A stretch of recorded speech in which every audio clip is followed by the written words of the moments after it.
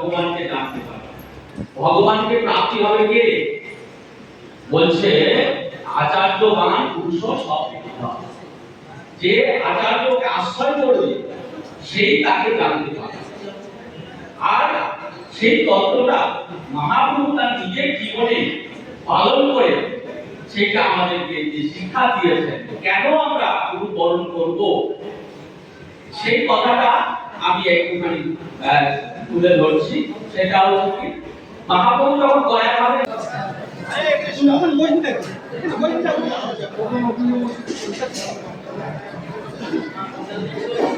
কমল বাবু ওই ধারে দেখো, তুমি কার কি লাগবে ওই ধারটা দেখো।